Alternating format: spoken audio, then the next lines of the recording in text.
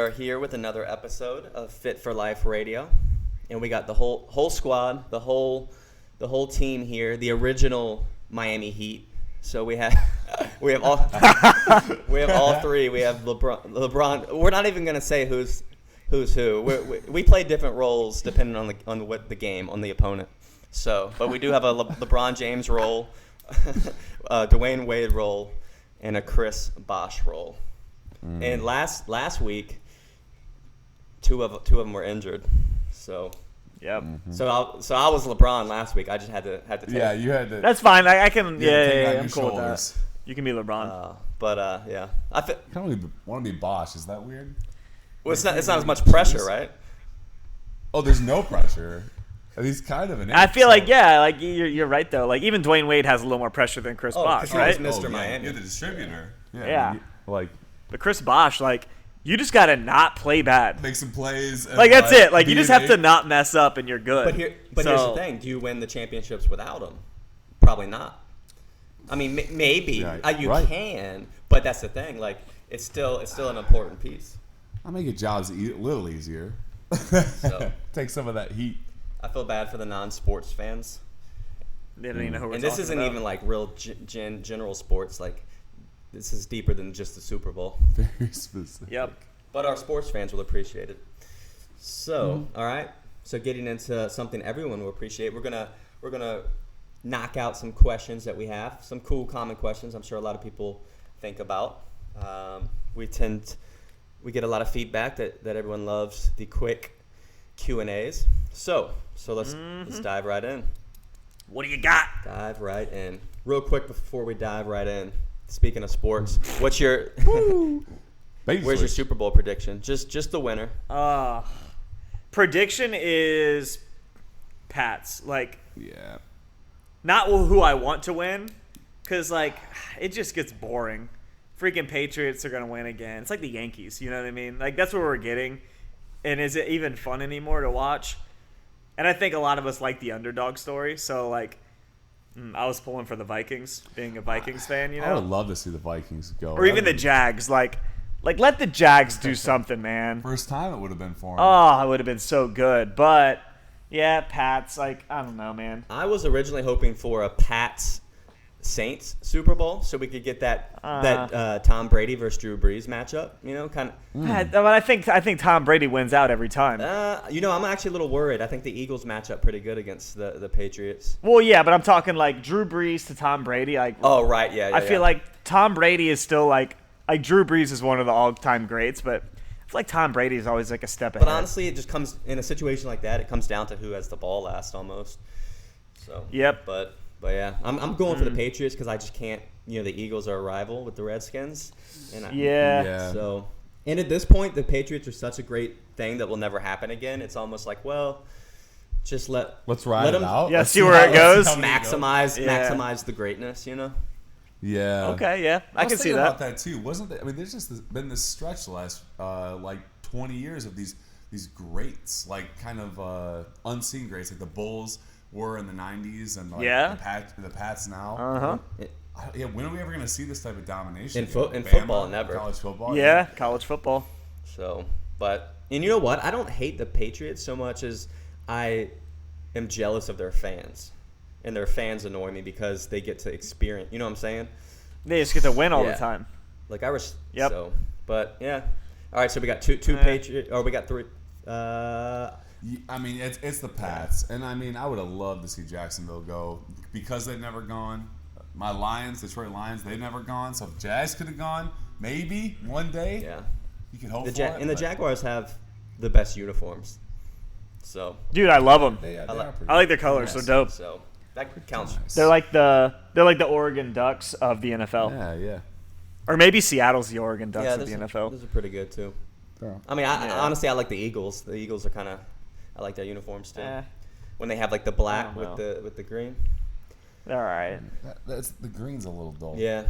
All right. Well, now we're moving on. So, all right. So we have. Let's start with. All right. This one we can roll into. So, is diet soda okay to drink on occasion? All right. So let's go a few ways with this. So, again, everything's on a spectrum, right? So if you're worried, I'm assuming you're not worried about calories per se. Like a lot of people are worried about drinking soda because of all the calories, right? So if you switch to diet, that solves that problem. So then if you're worried about drinking diet soda on occasion, you're worried about the artificial sweeteners and that stuff. So, and here's the thing with that. Obviously, yeah, if you drink no diet soda and consumed no artificial sweeteners, like that would be hedging your bets. That'd be the best option, right? But it's also really extreme. So then it comes down to, there's tons of studies and all of that, but most of them still don't really know the long-term effects. And most of the ones that do have that show negative, it's if you're consuming copious amounts of this stuff. Yeah. Like you'd have to drink like 30 diet sodas a day, So, again, it comes down to just about how it does with anything. It comes down to moderation, the dose is the poison, right? And for example, Will, like I'm sure you can name a few things, like name some things that people never think about on a daily basis that like could kill you if you consume too much, but we don't. This is my favorite, alcohol, right? Exactly. It's a straight up boom toxin. It's a toxin. You drink too much, you just die. Your liver fails and you're done, and that's it, right? But people still have a glass of wine every night and don't even think about it. Like the health effects of it. But then you're worried about an artificial sweetener, which has not like an effect like alcohol does, right? Alcohol gets processed and it gets thrown out of the body, right? Yep. Artificial sweeteners do the same thing. Now, like everyone might have like different effects to artificial sweeteners. If they give you a headache, maybe don't drink it. But that's same with alcohol, right? Yeah, exactly. Like I don't drink alcohol really because it makes me feel terrible. Like not even like drunk, but just like my body doesn't feel good the next day just after having like a drink. You know what I mean? So I don't drink it, right? Moderation would be fine, but I don't touch it.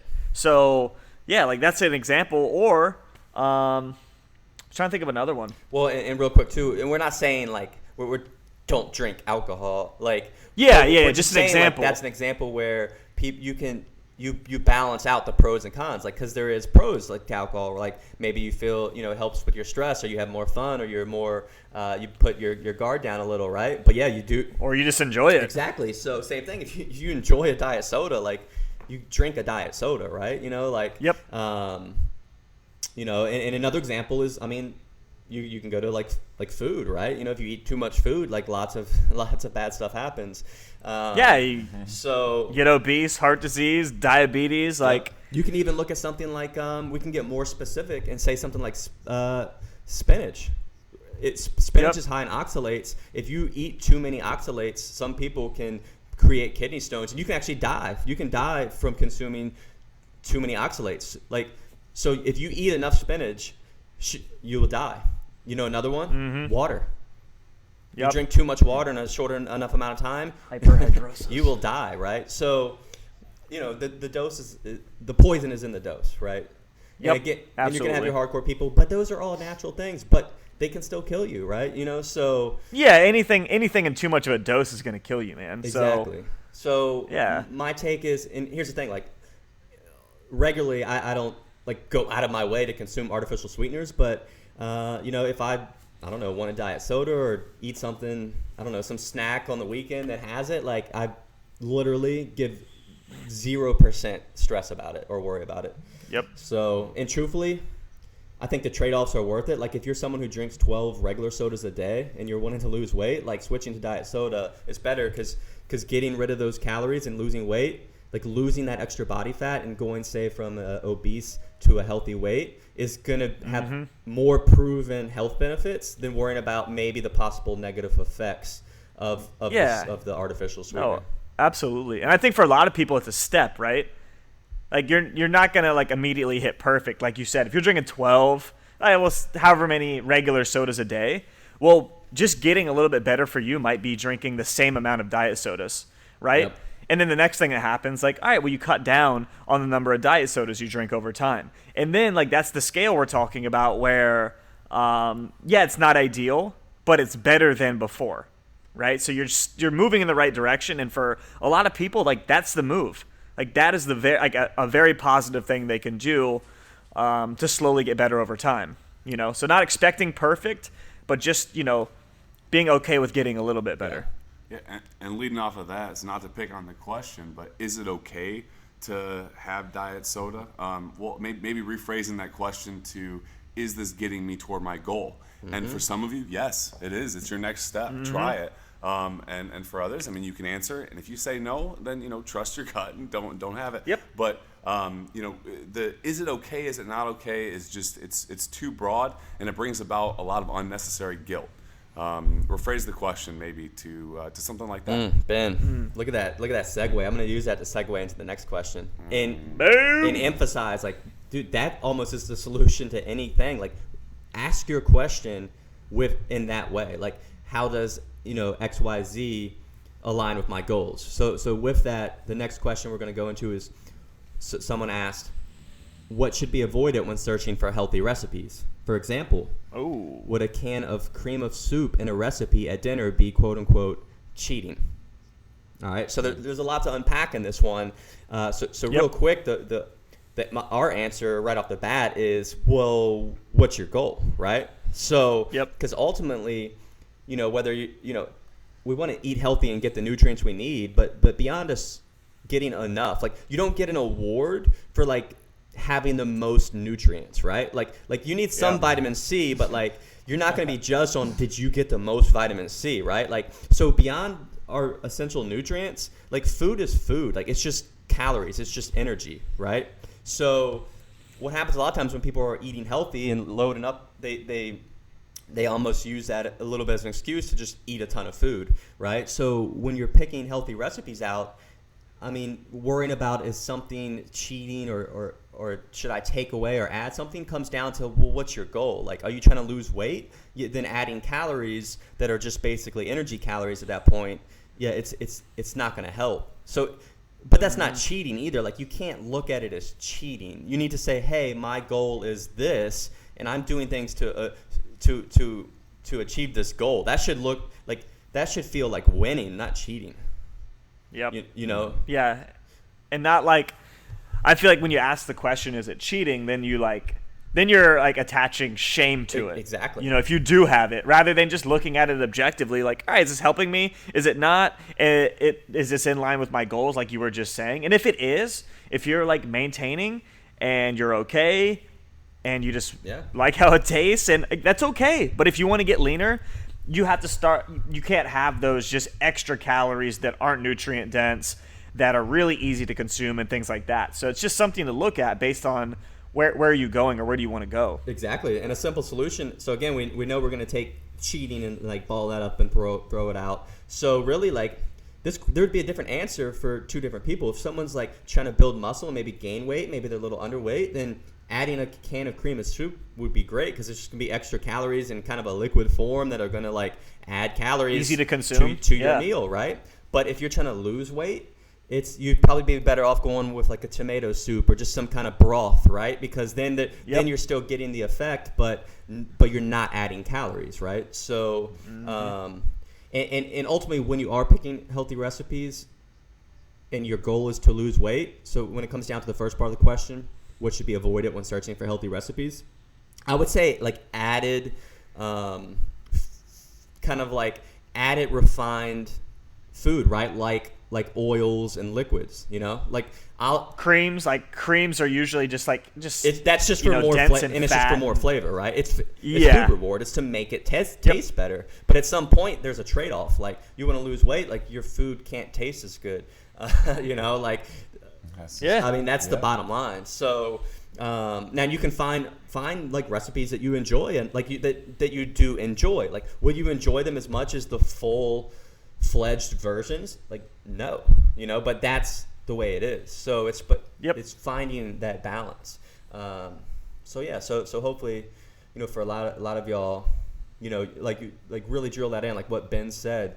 It really just, well, what's your goal? Like, when you set your goal, you're basically agreeing that you have to change things about your behaviors. Yeah. Yep. You know, and if you don't, go ahead. Oh, okay. I was going to say, then are these choices a reflection of the behavioral change, or maybe something that you would have done before when you weren't going after this goal.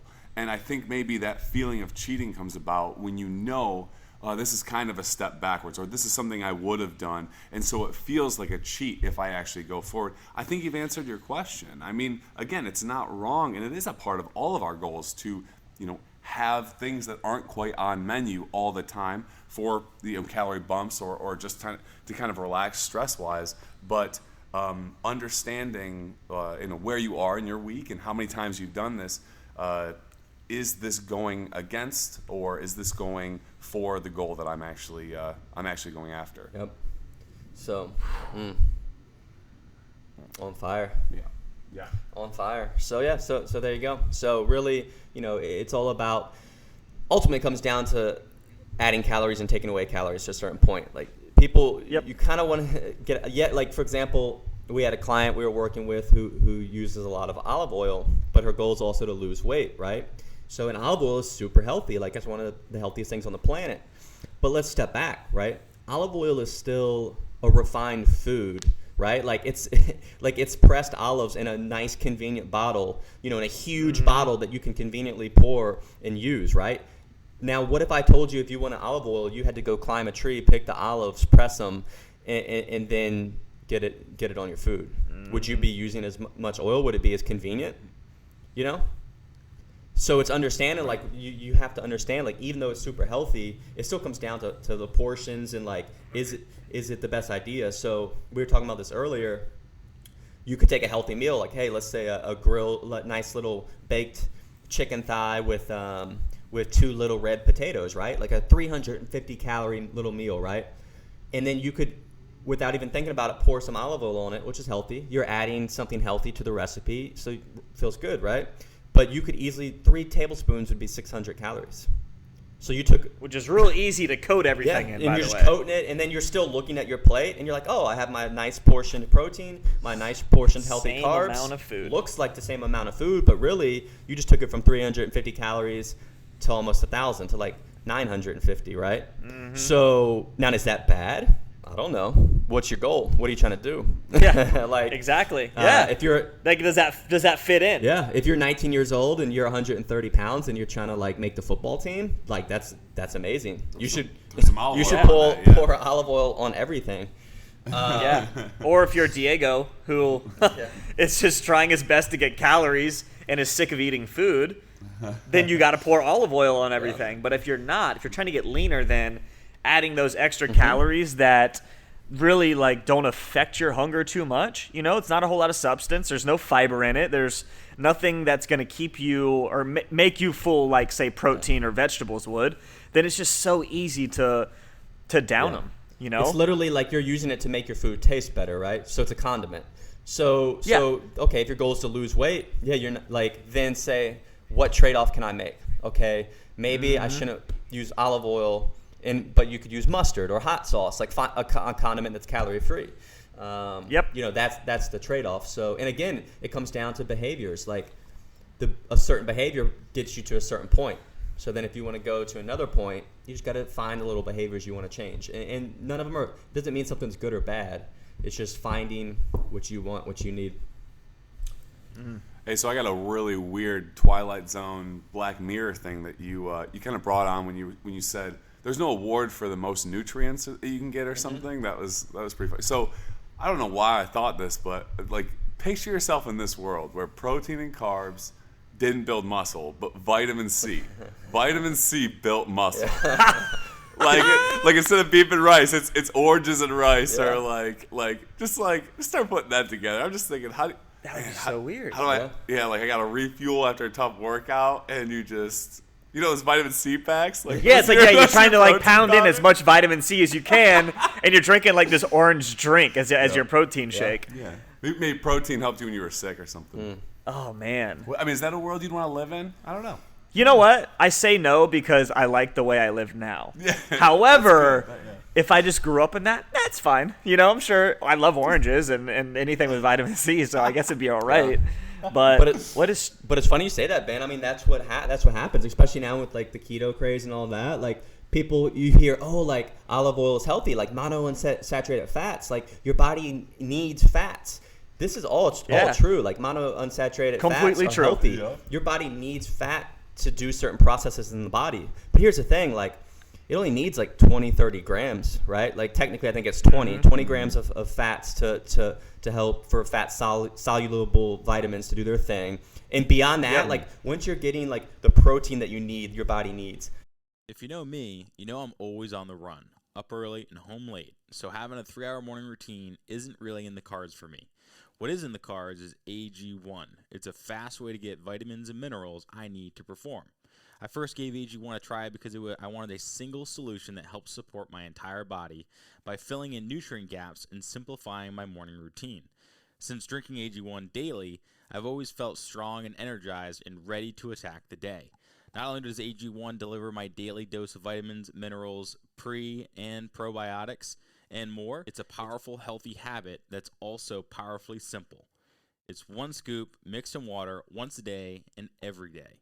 I know that AG1 is giving my body high-quality nutrition. Every batch of AG1 goes through a rigorous testing process, so you know that it's safe. And AG1 ingredients are sourced for absorption, potency, and nutrition density. AG1 is a supplement that I trust to provide the support my body needs daily, and that's why I'm excited to welcome them as a new partner. Here is your chance to start every day this season with a gift to yourself. Try AG1 and get a free 1-year supply of vitamin D3K2 and 5 free AG1 travel packs with your first purchase exclusively at drinkag1.com/provengrit.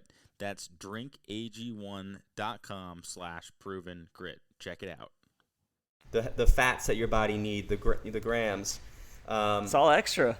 Then it's extra. Then food is just calories and fuel, and then that comes down to like finding the balance for you, the individual. Yeah, if you're a college football player, you're gonna need more calories than a stay-at-home mom, right? You know, so if you weigh 200 pounds, you're gonna need more calories than someone who weighs 150 pounds.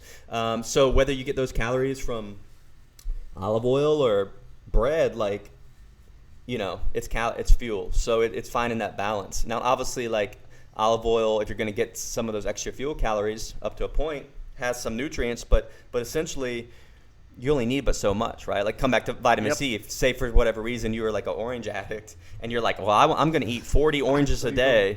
Like, damn, dude, can you imagine the poops you'd get with 40 oranges a day? Okay, well let's do a little orange juice. It just occurred to me. Let's take the fiber out of the equation and say orange juice, which is a perfect example, right? People feel healthy about drinking a ton of orange juice, but eventually if you're going, you're gonna get me started. If you're going over, you're gonna get me it's going. It's easier to do, right? Like you can drink 15 oranges in orange juice, but you're not gonna eat 15 oranges. But anyways, yeah, exactly. You're gonna start to feel sick. Yeah.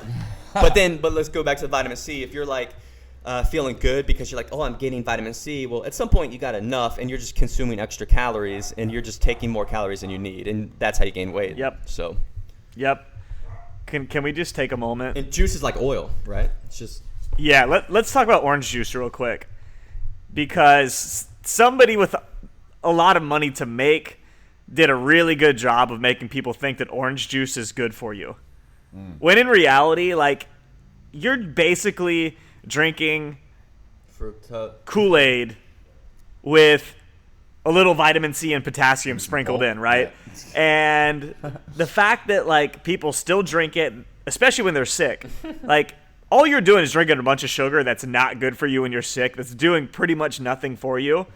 So, but somebody did a good job of really convincing everybody that we need to drink orange juice because it has a ton of vitamin C and all this other crap. And it's my least favorite thing in the world. I love how orange juice tastes, but you're drinking Kool-Aid, so please don't think it's a healthy choice. All right? There's way better things you could drink, or drink an orange or eat an orange instead of drinking a glass of orange juice. That way you're getting some fiber. Or if you like orange juice and you're cool with the fact you're drinking a ton of sugar, cool. You live your life the way you want to. But I'm just sick of people thinking that orange juice is this amazing choice. There's no repercussions for it, and they give their kids like 3 glasses a day, and you might as well just like give them soda. Yeah. So, yeah, I'm done. That's it. And I'll shut that off. And it comes back to like the olive oil thing. It's like, yeah, we're not anti or pro fat or carbs. Like, it's not like we're bashing olive oil. No. It's refined and easy to use a lot of extra olive oil. Same thing. Yeah, it's just easy to overconsume, Same thing. like anything, like juice. Fruit is a carb, but Yeah. if you eat juices, which are carbs, like they're easy to overconsume. Like you can guzzle back a 16-ounce glass in what, like literally like a minute and a half. You know, I mean, you could chug it if you want it, right?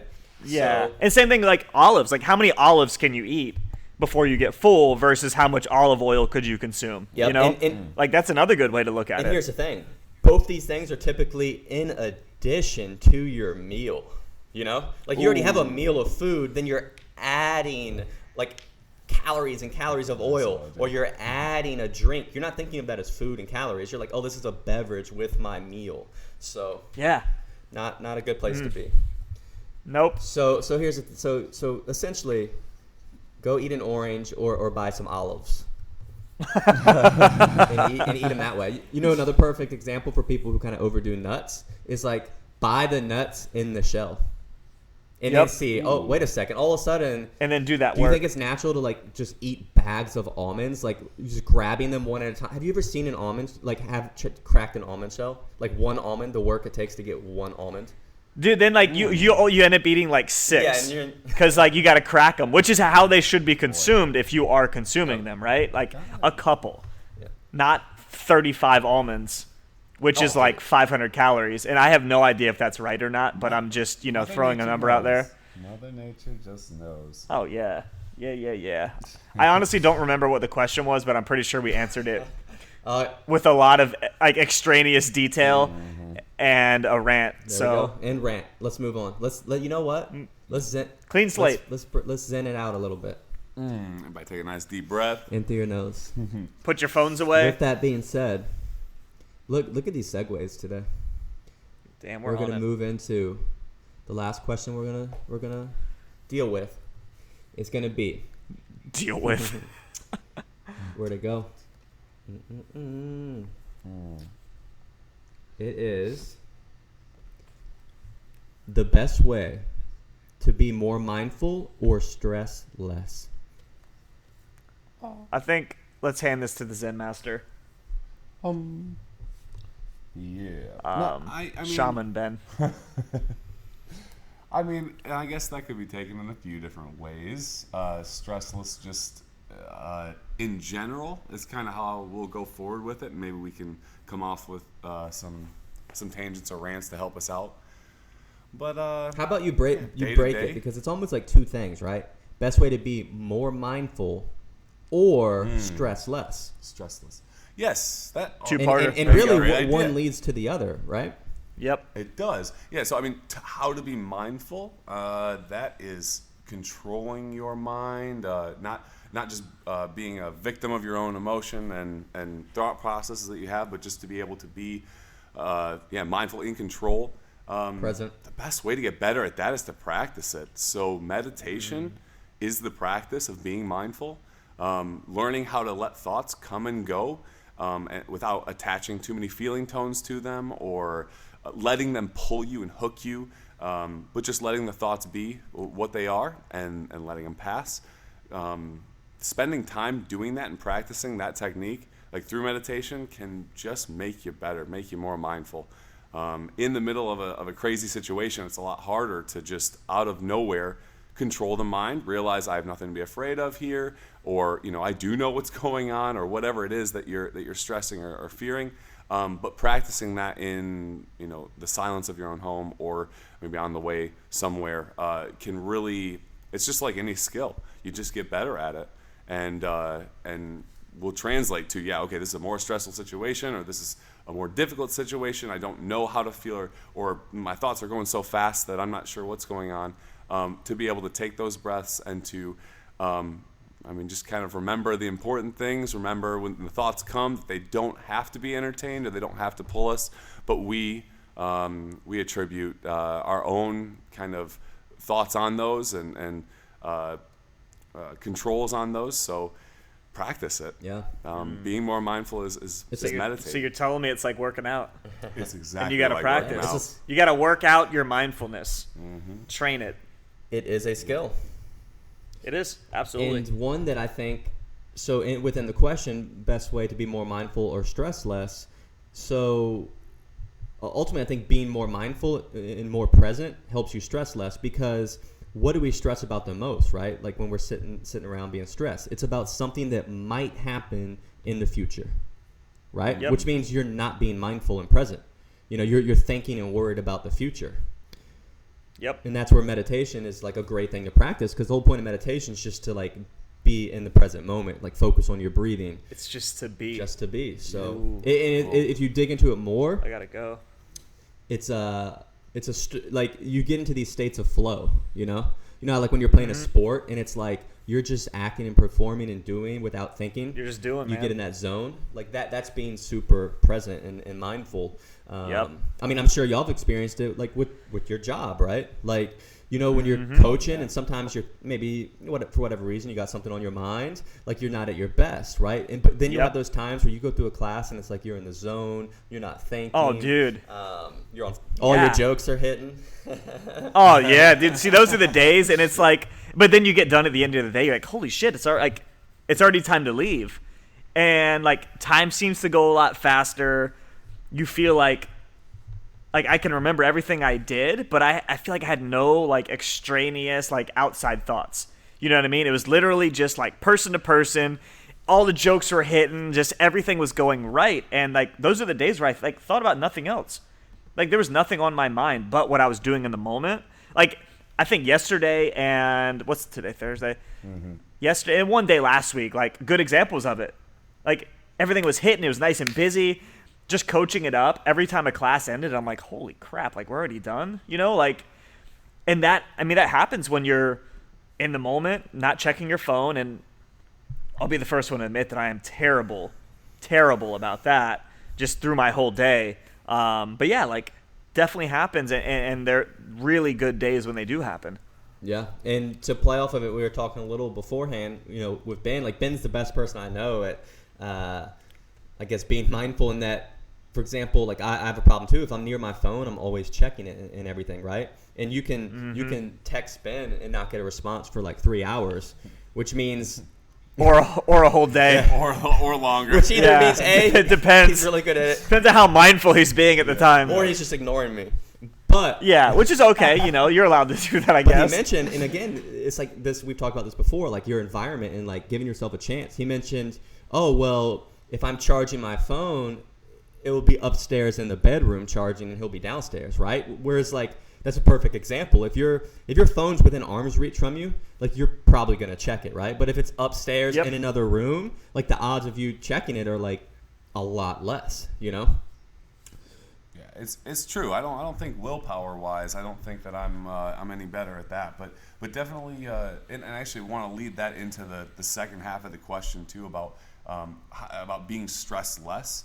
That one's actually a lot more simple. Stress is caused, from not only anticipating, but a lot of times it's just caused from you didn't make a decision and actually either trust your decision, stick with your decision, or you're off somewhere else in your own mind.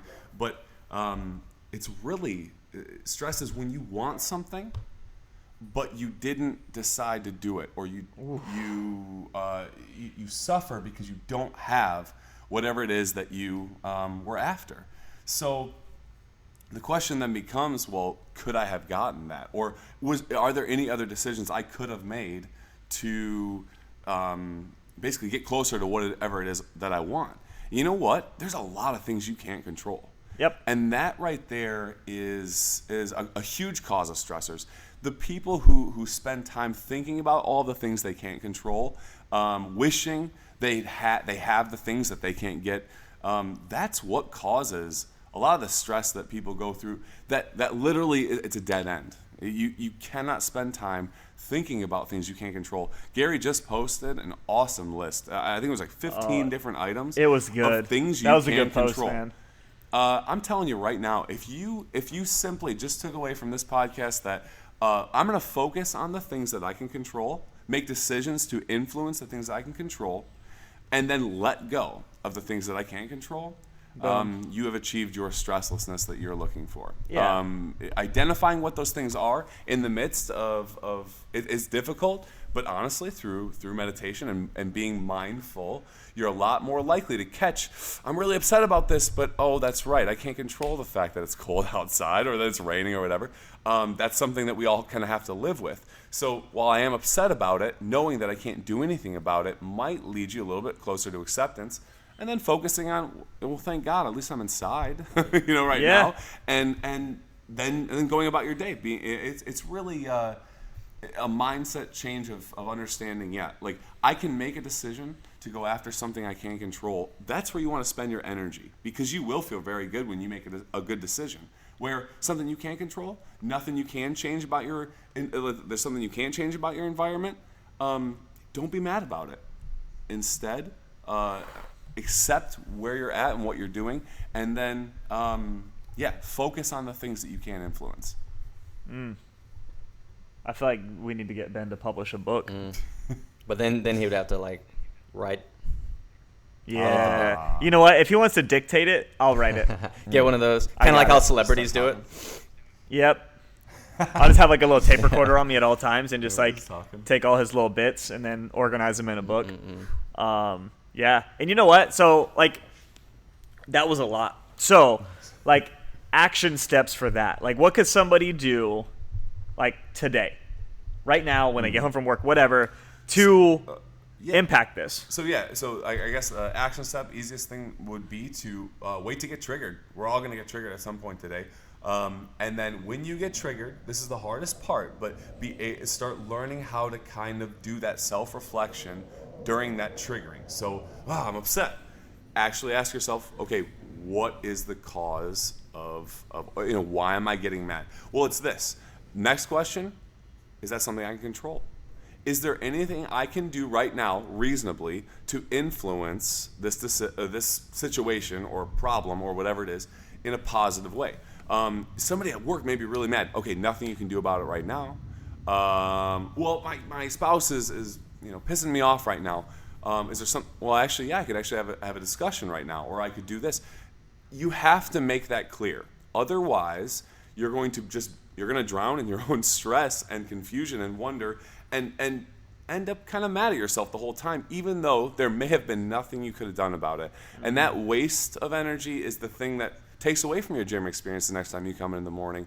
It takes away from that little bit of willpower you needed to not grab the candy jar at work the next day. All that stuff does build up. So I would say action step, step one, recognize, okay, I'm losing kind of my mindfulness. I'm losing kind of control of the emotion. And then number two, deciding right then, is this something I can control or do something with, or is it not? And if it's not, go toward acceptance. I'm telling you, it's the right way to go. And I'm going to tack onto that just with kind of regards to kind of blending the mindfulness in. If you find yourself in a situation like Ben was just describing where you're like, okay, why am I mad? Or why does this upset me? Whatever it may be. Instead of immediately diving into what you normally use to cover it up or not think about it or whatever. So for some people it's food, some people it's Facebook, some people it's drugs or alcohol, whatever it may be.